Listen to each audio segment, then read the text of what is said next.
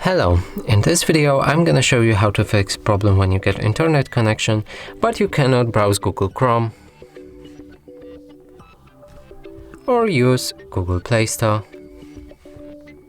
So the app's open, you can access anything here, but if you press install, they won't install, they'll be pending forever.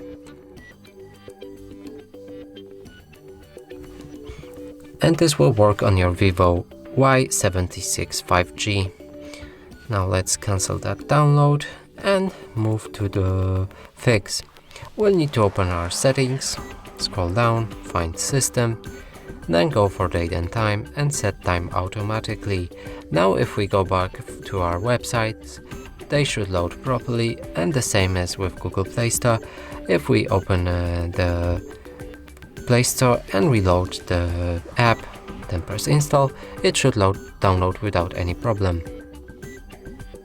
And that's it for this video. Hope you like it. Please consider subscribing to our channel, leave a like and a comment below.